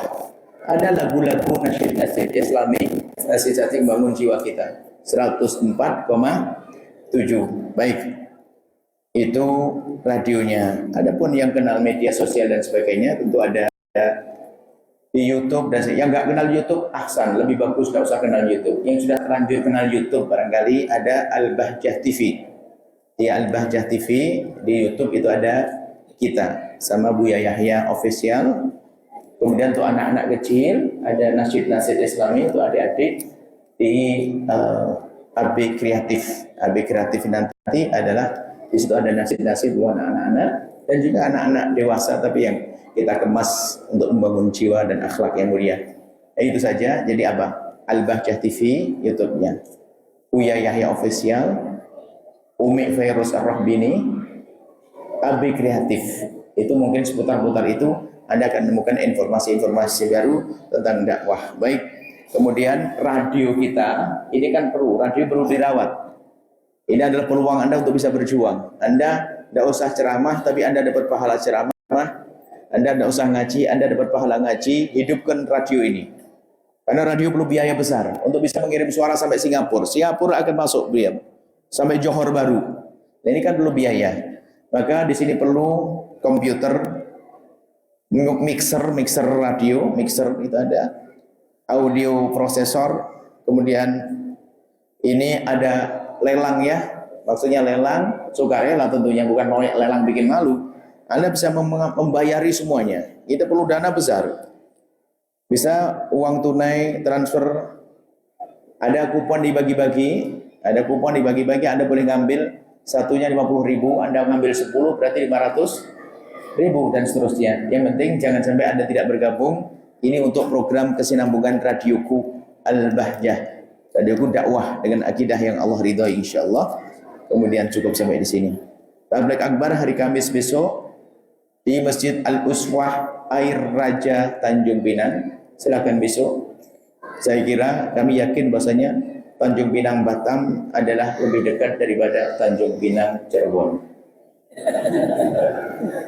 Kalau mau jor-joran jauh-jauhan, saya punya tempat jauh. Jika ada waktu boleh kita main ke sana. Sekaligus sana kita ingin menggandeng para pejuang untuk bisa mendirikan pesantren di sana. Ada pun yang di sini yang diberi Allah rezeki luas, ayo bergabung. Yang rezekinya sempit semoga luas rezekinya. Bismillahirrahmanirrahim. Alhamdulillahirabbil alamin. Allahumma shalli ala habibina sayyidina Muhammad wa ali sayyidina Muhammad. Allahumma ya Allah ya Rahman ya Rahim. Wahidat yang maha kasih, pandang kami dengan kasih sayang dan cinta darimu ya Allah. Kami mohon ya Allah, kelak ya Allah di padang mahsyar, kelak di surga ya Allah. Kami mohon seperti Engkau kumpulkan kami saat ini, kumpulkan kami kelak di padang mahsyar di bawah bendera kekasihmu Nabi Muhammad, bersama rombongan kekasihmu Nabi Muhammad. Jangan kau tinggalkan satu pun dari kami. Kami dengan orang tua kami dengan anak-anak kami. Maka kami mohon ya Allah, agar kami bisa bersama orang tua kami kelak di surga ya Allah. Maka mudahkan kami untuk berbakti pada orang tua kami, dan jadikan anak-anak kami kelak menjadi anak bisa berbakti kepada kami ya Allah. Ya Allah, ya Allah, ampuni orang tua kami dan guru-guru kami, berikan kasih sayang-Mu kepada mereka. Kami mohon ya Allah, ya Allah, ya Allah, jika ada di antara kami ya Allah, jika ada di antara kami ya Allah yang sering mengangkat suara di hadapan orang tua, atau kurang sambung hatinya dengan orang tua, kurang mengabdi kepada orang tua, durhaka kepada orang tua, kami mohon jadikan malam ini malam damai kepada orang tua mereka. Dan ampuni kami ya Allah, kami kadang sering mengangkat suara, kami sering membentak ya Allah. Kami lihat wajah orang tua kami saat ini ya Allah, wajah orang tua kami yang wajahnya semakin keriput, pandangannya kabur, rambut memutih, tubuh mulai melemah dan jalan tertatih-tatih. Itu orang tua kami, kadang kami masih membentak mereka ya Allah. Maka kami mohon ya Allah, angkat derajat mereka, muliakan mereka, dan ampuni kami ya Allah. Ampuni kami ya Allah, mudahkan kami untuk berbakti pada orang tua kami dan orang tua kami yang telah mendahului kami, yang telah kembali. Ampuni mereka, berikan kasih sayang-Mu ya Allah, berikan kasih sayang-Mu di alam barzah, dan kelak kasih sayang-Mu di padang mahsyar dan di surga-Mu ya Allah. Dan kami mohon ya Allah, ya Allah, mudahkan kami mendidik anak-anak kami. Jangan sampai ya Allah anak kami menjadi anak durhaka kepada kami dalam mendidik mereka. Maka kami mohon ya Allah, mudahkan, bimbing kami agar kami bisa mendidik anak-anak kami dengan benar, dan jadikan anak-anak kami semua anak-anak ahli surga ya Allah. Anak-anak bisa berbakti kepada kami ya Allah, anak-anak yang dekat kepada kekasih-Mu Nabi Muhammad. Dan jauhkan kami dari sebab kehinaan, jauhkan kami dari benci, dengki dan dendam. Jauhkan kami dari benci, dengki dan dendam ya Allah. Maka kami mohon jika ada orang berbuat salah kepada kami, ada orang menyakiti kami, zalim pada kami, aniaya kepada kami, menfitnah kami, menggunjing kami mohon ampuni mereka, jangan hukum mereka karena mereka umat kekasihmu Nabi Muhammad. Kami tidak rela jika ada orang berbuat zalim kepada kami lalu masuk neraka-Mu. Kami tidak rela ya Allah, ampuni dia ya Allah. Dan kami telah memaafkan mereka dan lapangkan hati kami ya Allah. Dan kami mohon jauhkan kami dari sebab-sebab kehinaan ya Allah, jauhkan kami dari dosa. Tetangga-tetangga masjid ini ya Allah, jika ada di antara mereka yang sering meninggalkan solat, ampuni ya Allah, jadikan ahli solat. Yang pernah berjudi, ampuni ya Allah, jauhkan dari perjudian ya Allah. Yang berurusan dengan riba, kami mohon ampuni dan ganti dengan modal yang halal ya Allah. Ya Allah, kami jauhkan kami dari sebab kehinaan, jauhkan kami dari zina yang hina dan kehinakan itu ya Allah, zina yang busuk itu ya Allah, zina yang hina di diri, hina di keluarga itu ya Allah. Maka kami mohon ya Allah, jika ada di antara kami ada hamba-Mu yang pernah terpeleset dalam hina dan busuknya zina, kami mohon ya Allah, berikan kesadaran kepadanya, bencikan kepada zina ya Allah, bencikan kepada zina dan tutup aibnya di dunia sehingga di dunia tidak terhinakan, dan tutup aibnya di akhirat sehingga di akhirat tidak kau hukum ya Allah, dan buka pintu halal untuknya dan cukupkan dengan yang halal baginya ya Allah. Dan kami mohon jauhkan kami dari menggunjing, berzina ya Allah. Dan kami mohon ya Allah, yang sempit rezeki lapangkan dengan rezeki yang halal penuh berkah, yang sakit sembuhkan, yang punya hutang mudahkan kami dalam bayar hutang-hutang kami. Dan kami mohon ya Allah, wujudkan keindahan dalam rumah tangga kami, suami istri yang saling mencintai karena-Mu ya Allah, yang saling mendukung dalam berbakti kepada orang tua ya Allah. Ya Allah, ya Allah, jika ada di antara yang hadir suami istri yang sering cekcok berselisih faham, kami mohon lembutkan hati mereka dan jadikan mereka suami istri yang saling mencintai karena-Mu ya Allah. Dan kami mohon jauhkan kami dari memutus tali persaudaraan gara-gara rebutan warisan, yang saat ini banyak terjadi permusuhan gara-gara rebut waris. Perebut waris adalah ahli neraka yang berjalan di atas bumi ya Allah. Jauhkan kami dari orang-orang yang suka merebut waris, jauhkan kami dari orang yang memutus tali persaudaraan, sebab orang yang memutus tali persaudaraan perebut waris adalah orang membawa malapetaka. Kami mohon jauhkan kami dari mereka. Dan jika ada di antara yang hadir di sini ada hamba-Mu yang berebut waris, kami mohon lembutkan hati mereka dan jadikan setelah itu mereka bisa berdamai, mengembalikan kepada yang berhak ya Allah. Dan kami mohon jadikan kami hamba yang saling mencintai ya Allah. Dan kami mohon ya Allah, ya Allah, ya Allah, panjangkan umur kami dalam ketaatan serta sehat walafiat. Dan kami mohon ya Allah, berikan kepada semua yang telah berjuang di tempat ini ya Allah, yang mewakafkan tanah masjid ini, yang membangun masjid ini, yang ngurusi masjid ini ya Allah, yang berderma berinfak di masjid ini. Berikan kepada mereka segala kebaikan di dunia dan di akhirat untuk diri dan keluarga mereka ya Allah, dan anak-anak keturunan mereka. Dan kami mohon ya Allah, ampuni kami ya Allah. Dan kami mohon, dosa kami sangat banyak yang kami tidak bisa menghitung satu demi satu. Dosa mata kami yang sering melihat yang haram, telinga kami mendengar yang haram ya Allah, anggota tubuh kami sering kami gunakan yang haram, dosa haram menghantarkan ke neraka-Mu. Dan kami takut itu, maka kami mohon ampuni kami ya Allah, ampuni kami ya Allah, ampuni kami ya Allah, ampuni dosa mata kami ya Allah, ampuni dosa kami semua. Dan kami mohon jangan cabut nyawa kami sebelum Kau ampuni dosa kami. Dan jangan cabut nyawa kami sebelum Kau ampuni dosa kami. Dan kami mohon ya Allah, jadikan kami juru damai di negeri ini ya Allah. Jauhkan kami dari membuat fitnah dan difitnah ya Allah. Kami mohon kirimkan kepada kami pemimpin-pemimpin yang jujur ya Allah, tulus ya Allah, yang ikhlas ya Allah, yang dekat kepadamu dan kepada kekasihmu Nabi Muhammad, yang dekat kepada umat kekasihmu Nabi Muhammad. Dan kami mohon ya Allah, yang sudah punya hajat untuk menikah dan belum menikah, kami mohon saat ya, kami mohon berikan kepada mereka pasangan orang-orang mulia yang Kau muliakan, yang menjadi sebab mereka mulia di dunia dan di akhirat. Kami mohon panjangkan umur kami dalam ketaatan serta sehat walafiat. Berikan kepada kami semua husnul khatimah, mati dalam keadaan iman.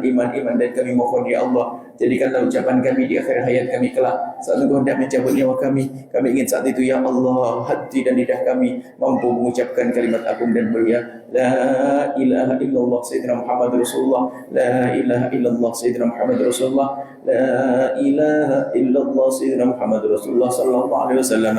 Rabbana atina fid dunya hasanah wa fil akhirati hasanah wa qina adzabannar. Wa sallallahu ala sayyidina Muhammadin wa ala alihi wa sahbihi wasallam. Walhamdulillahi rabbil alamin. Al-Fatihah.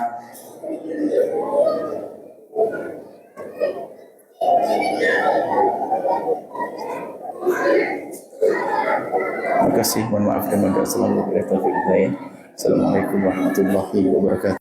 Waalaikumsalam warahmatullahi wabarakatuh. Syukur kepada kita semua, Buya Yahya yang telah memberikan kajian atau nasihat pada kesempatan malam ini bersama Majelis Ibadah Batam. Dan juga terima kasih para pemirsa Raja TV, para pendengar radio untuk di mana berada. Demikianlah acara kajian Majelis Ibadah Batam. Kita tutup dengan doa tafadhol majlis. Bismillahirrahmanirrahim. Subhanallahumma wa bihamdika, asyhadu an la ilaha illa anta, astaghfiruka wa atubu ilaik. Wassalamualaikum warahmatullahi